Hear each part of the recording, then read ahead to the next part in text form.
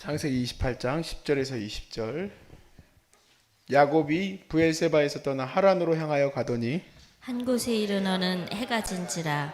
거기서 유숙하려고 그곳에 한 돌을 가져다가 베개로 삼고 거기 누워 자더니 꿈에 본즉 사닥다리가 땅 위에 서 있는데 그 꼭대기가 하늘에 닿았고, 또 본즉 하나님의 사자들이 그 위에서 오르락내리락 하고, 또 본즉 여호와께서 그 위에 서서 이르시되 나는 여호와니 너의 조부 아브라함의 하나님이요 이삭의 하나님이라. 내가 누워 있는 땅을 내가 너와 네 자손에게 주리니 네 자손이 땅의 티끌같이 되어 네가 서쪽과 동쪽과 북쪽과 남쪽으로 퍼져 나갈지며 땅의 모든 족속아 너와 내 자손으로 말미암아 복을 받으리라. 내가 너와 함께 있어 내가 어디로 가든지 너를 지키며 너를 이끌어 이 땅으로 돌아오게 할지라. 내가 내게 허락한 것을 다 이루기까지 너를 떠나지 아니하리라 하신지라. 야곱이 잠이 깨어 이르되 여호와께서 과연 여기 계시거늘 내가 알지 못하였도다. 이에 두려워하여 이르되 두렵도다. 이곳이여 이것은 다름 아닌 하나님의 집이요 이는 하늘의 문이로다 하고 야곱이 아침에 일찍 일어나 베개로 삼았던 돌을 가져다가 기둥으로 세우고 그 위에 기름을 붓고, 그곳 이름을 베델이라 하였더라. 이 성의 이름은 루스더라. 야곱이 서원하여 이르되 하나님이 나와 함께 계셔서 내가 가는 이 길에서 나를 지키시고 먹을 떡과 입을 옷을 주시어 내가 평안히 아버지 집으로 돌아가게 하시오면 여호와께서 나의 하나님이 되실 것이요 다 함께 내가 기둥으로 세운 이 돌이 하나님의 집이 될 것이요 하나님께서 내게 주신 모든 것에서 10분의 1을 내가 반드시 하나님께 드리겠나이다 하였더라. 아멘. 여러분 이것저것 가지고 싶은 거 많이 있으시죠? 네. 저도 있습니다. 제가 최근에 겨울을 낳으면서 제 마음에 엄청난 열망이 생겼어요. 안 추운 집에서 살고 싶다. 그래서 안 추운 집에서 살기 위한 여러 가지 유튜브의 내용들을 살펴보는데 쉽지는 않겠더라고요. 근데 오늘 말씀을 준비하면서 그걸 또 내려놔야 되겠다 생각이 들었어요. 아무튼 제 삶은 하나씩 내려놓는 거를 많이 하나님께서 훈련시키는 것 같은데, 이제 그것도 내려놓으려고 기도하고 있습니다. 오늘도 아침에 그 기도를 좀 했어요. 너무 안 추운 집에서 살고 싶은데 하나님, 그것도 내려놓으라고 하니 내려놔야 되겠지만 쉽지는 않습니다 하고 그렇게 기도를 했어요.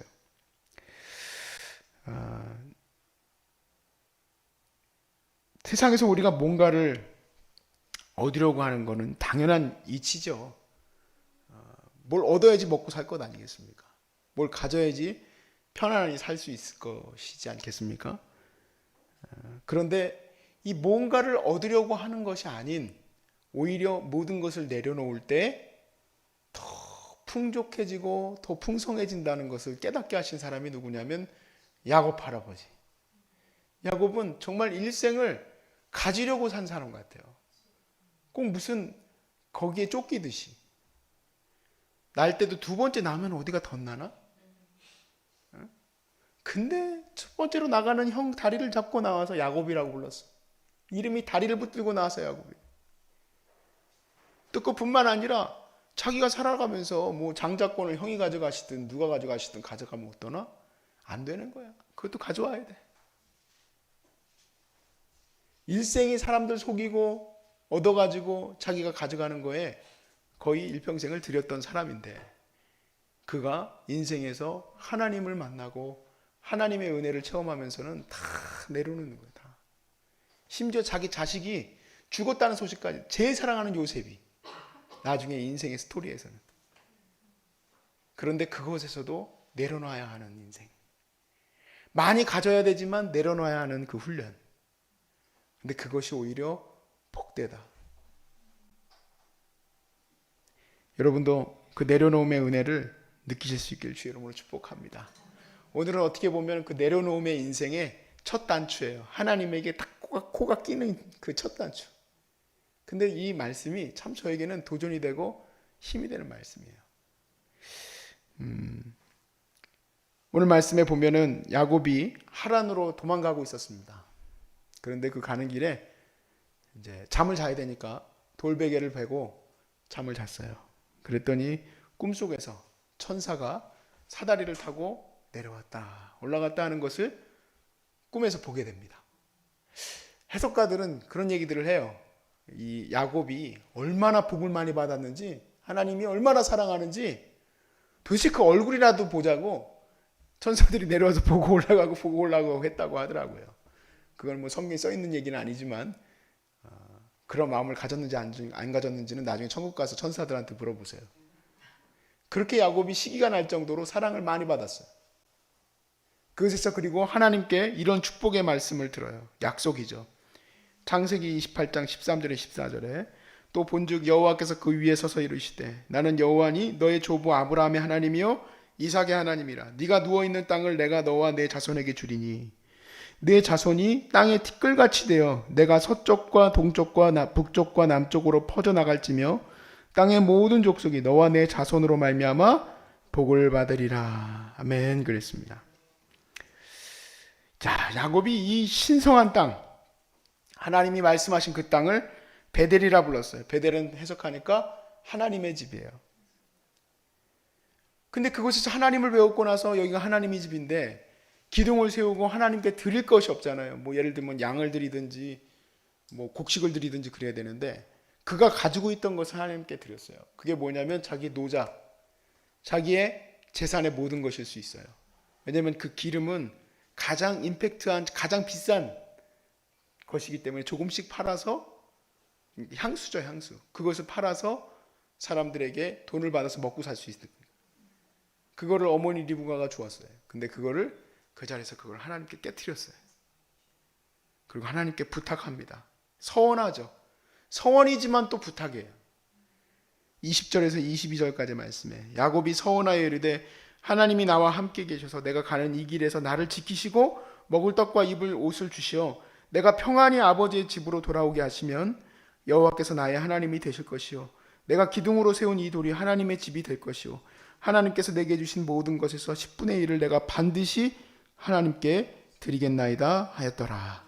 아멘. 그렇게 하나님께 모든 것을 지켜주시기를 기도드리고, 어떻게 보면 모든 것이 아니라 그냥 생존에 필요한 것을 하나님이 도와주시기를 간절히 기도했어요.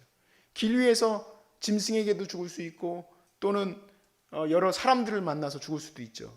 그런데 그런 것에서 지켜주시고 먹을 거 주시고 입을 거 주시면 다시 돌아오게만 해주신다면 얼마나 마음이 가난해졌는지, 돌아오게만 해주신다면 내가 하나님이 주신 모든 것이 하나님의 것인 줄 알고 10의 1조로 하나님께 드리겠습니다.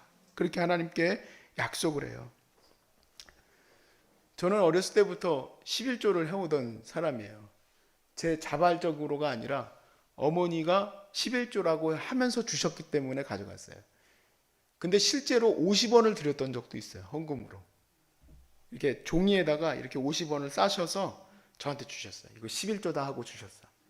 왜냐면 제가 그 주에 삼촌으로부터 500원을 받았기 때문에. 예전엔 큰 돈이잖아요. 그렇죠? 500원이 지폐일 때 얘기를 하는 거예요. 그래서 그렇게 나이가 많지는 않아요. 근데 뭐라 그럴까? 그 국민학교에서 초등학교로 바뀌는 그 어간에 제가 살았기 때문에 그 어간이 그래요. 택시비가 500원이었으니까. 적은 돈은 아니죠. 큰 돈을 준 거예요. 500원을 줬으니까.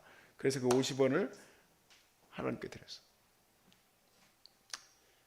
그렇게 어렸을 때부터 훈련되어져 왔어요. 그리고 많은 수확은 없지만 그래도 주실 때마다 항상 율법적으로 제 것을 떼어서 하나님께 드려야 된다는 것은 기본적으로 어렸을 때부터 세워온 종교적인 습관이에요. 근데 이게 일순간 바뀐 때가 있어요. 교통사고 나면서, 삼중추돌 사고, 교통사고가 나면서 제가 살아가는 것 자체가 덤이라는 것을 느끼게 됐을 때예요. 그때 안 죽은 게 신기해요. 그때 죽었어야 되는데 정말 어떠한 장면에서 보아도 도대체 어떻게 해야지 이 사고가 나를 머리털 하나 안 다치고 살게 할 수 있을까? 할 수 없는 그런 사고였어요. 왜냐하면 차가 다마스였으니까. 혹시 지나가다 다마스를 보시면 한번 두드려 보세요. 이 목사가 탔던 다마스가 어떤 건지 놀라실 거예요. 깡통 소리가 나요. 깡통. 아무것도 안 들어있어. 근데 그게 삼중 추돌 사고가 났던 차였어요. 전복됐어요, 차도. 그러니까 내가 마음속에서 이거는 내 인생은 무조건 하나님께서 살리시는 인생이구나. 그 이후에 하나님이 나한테 신학 가라고 말씀하시면 신학 당연히 가야죠. 이전에는 내 마음대로 살았지만 이제는 아니지. 하나님이 하라는 대로 해야지. 이게 제가 의무적으로 했을까요? 정말. 내가 사실은요, 내 모든 시간과 내 생명을 다 잃었던 시간이 한번 있고 나니까 다 하나님으로부터 공급받은 것임을 알게 되더라고.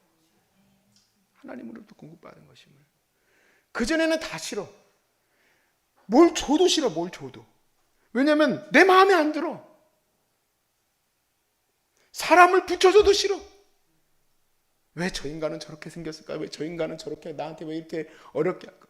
그런데 내가 다 잃어보고 나면 이것도 감사하게 되고 저런 사람도 감사하게 되고 감사하지 않을 수가 없는 거예요.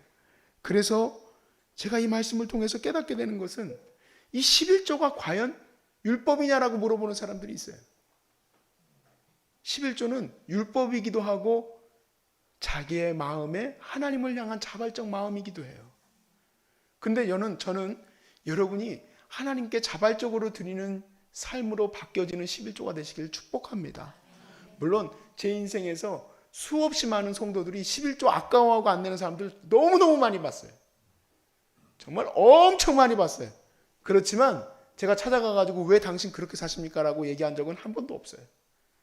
다만 그 사람을 생각하고 하나님께 기도만 하죠. 다 뺏기기 전에 깨닫게 해달라고. 그거는 압박감을 주려고 하는 얘기가 아니라 안타까워서 하는 얘기예요. 내 것인 줄 알고 있으면 사실은 은혜가 없어요. 은혜가. 오히려 내 것이 아님을 깨달을 때 감사가 넘칩니다. 감사가.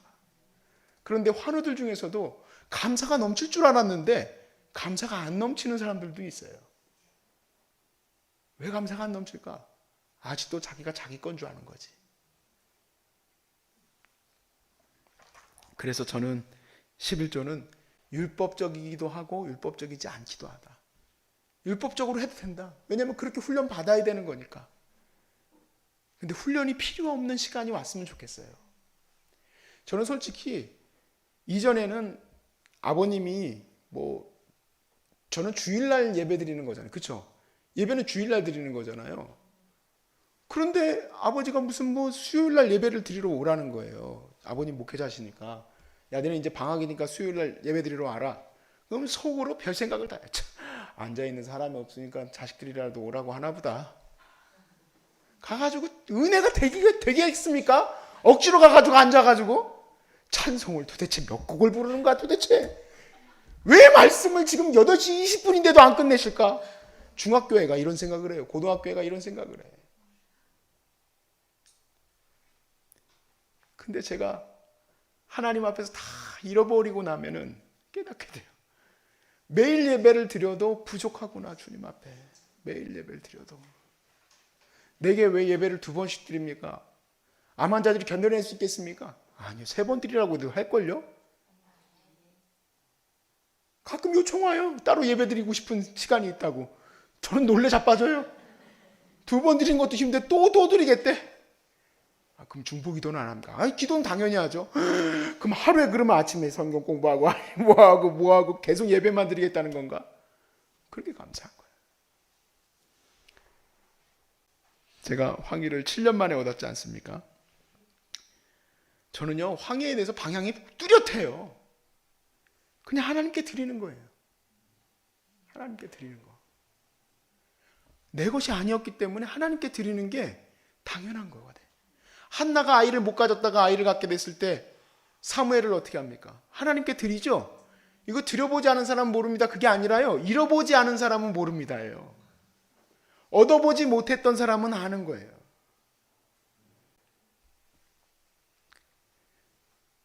예전에 저희 아버님 섬기던 교회에 여전사님 한 분 계셨는데 이분이 물 마실 때마다 기도를 하는 거예요. 근데 제가 속으로 그랬어요. 아니 저 전도사님은 설교를 하시는, 그러니까 어렸을 때 설교를 하신 적도 없고 찬양도 잘 못하시는 것 같고 찬양도 인도해 보신 적도 없어. 내 어렸을 때 봤을 때 설교도 하고 이런 분들이 좀 경건하고 좀 멋있고 그래가지고 그분들이 이렇게 기도를 할 때 간절히 아버지 하나님 물 주셔서 감사합니다 하고 먹으면 괜찮은 것 같은데 아닌다고 생각을 했나 봐요. 느낌이. 괜히 저렇게 기도하나? 그런 생각을 했나 봐요. 근데 나중에 아주 나중이에요. 그분에 대해서 얘기를 듣게 됐는데 알고 보니까 암 환자였어. 근데 암에 걸리고 나서 이제 암이 어떻게 진행되는지 그 제 병명은 잘 모르겠더라고요. 근데 그분이 물도 못 넘길 정도로 암이 이제 진행이 됐었는데 하나님의 기적으로 기도하고 났어요. 병이.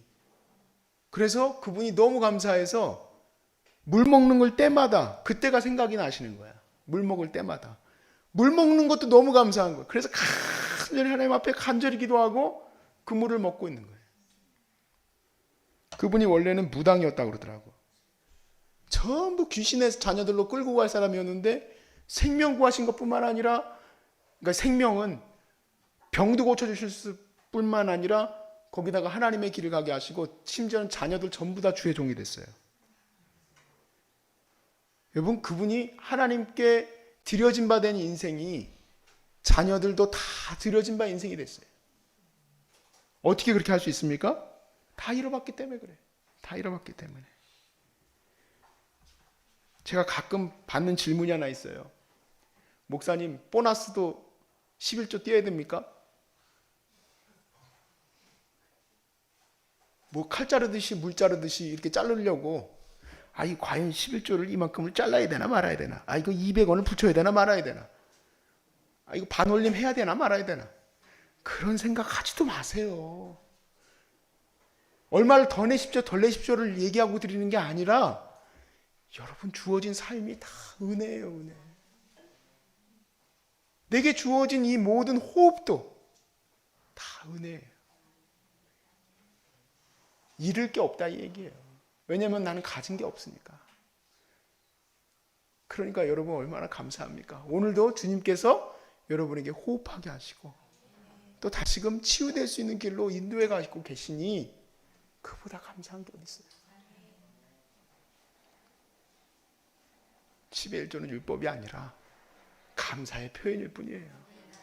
하나님을 만난 사람들, 하나님이 내게 주신 것을 경험한 사람들이 드리는 감사의 표현이지 10의 1조를 200원을 드려야 될지 20원을 드려야 될지 그렇게 중요한 게 아니에요. 어떻게 보면 10의 1조에 가로 열고 감사헌금이라고 써야 될 수도 있어. 하나님께서 내게 주신 거에 대한 감사하니까 감사하고 삽시다.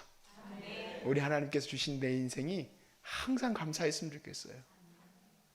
내 뜻대로 되지 않는다고 불만할 거 없고 우리 하나님께서 주신 모든 게 감사한 것임을 우리 하나님께 고백할 때 우리 하나님이 온전히 저와 여러분을 야곱처럼 지켜주실 줄로 믿습니다.